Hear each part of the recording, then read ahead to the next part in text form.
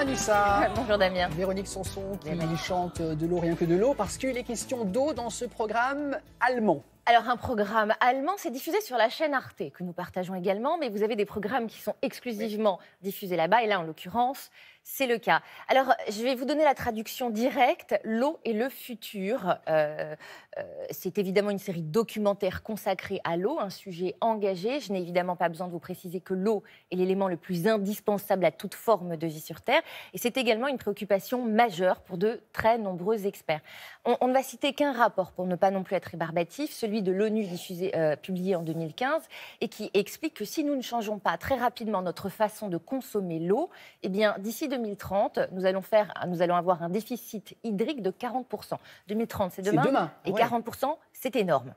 Alors évidemment, c'est un sujet important qui a été traité brillamment par la chaîne Arte, donc dans cette série, qui va expliquer au fil des épisodes le rapport de l'homme à l'eau, notre façon de la consommer, et nous découvrons des choses absolument incroyables. Vous allez voir également que les images sont absolument sublimes, donc ça vaut vraiment le détour. Je vous laisse déjà découvrir un premier extrait.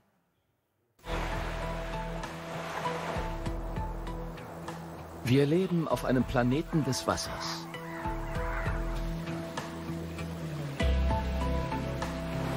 Wasser betört unsere Sinne.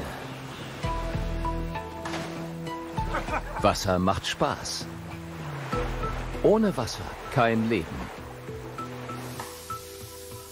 Es gibt Regionen auf der Welt, die zeigen, wie wir in Zukunft besser mit Wasser umgehen können.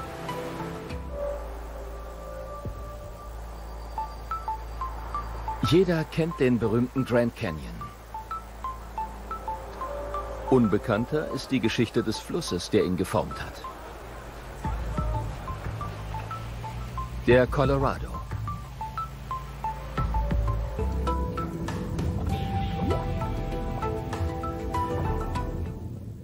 Donc on voit, Anissa, c'est lent, ce sont des belles images pour bien prendre conscience de cette rareté, de cet côté précieux de l'eau, évidemment. Alors, totalement. Après, c'est aussi Arte, donc ils prennent vraiment le temps, et la qualité est fondamentale dans le traitement de leur documentaire.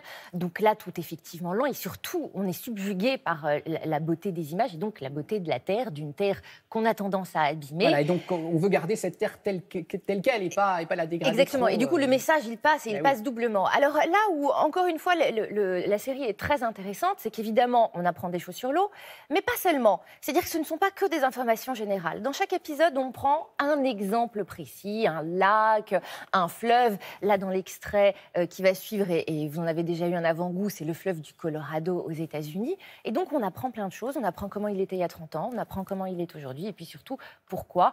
On ouvre un petit peu les yeux sur les dangers auxquels on doit faire face. Et je vous laisse découvrir l'évolution, en tout cas, de ce fleuve, le Colorado.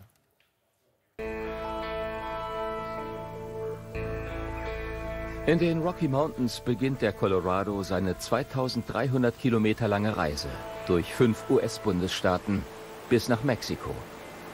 Der Damm staut den Fluss zum Lake Mead, einem der größten Wasserreservoire der USA.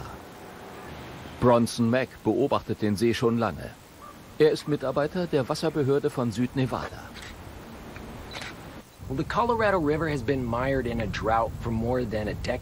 Am Colorado herrscht seit mehr als 15 Jahren Dürre. Die Gegend rund um Las Vegas ist Trockenheit gewohnt. In den Colorado Rockies aber, wo das meiste Wasser des Lake Mead herkommt, fällt heute viel weniger Schnee als noch in den 1980er und 90er Jahren.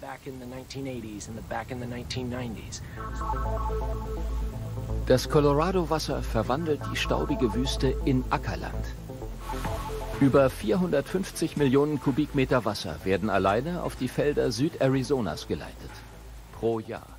Les images, Anissa, sont toujours plus fortes que des discours, on est d'accord. Ça vaut tous les discours de mise en garde du monde. Mais totalement. Quand vous lisez un rapport, vous entendez des informations, vous les enregistrez, mais finalement, le ressenti, il est difficile à avoir. Là, les images parlent d'elles-mêmes. Avec un avant-après, là, les consciences sont normalement directement touchées. Merci beaucoup, Anissa.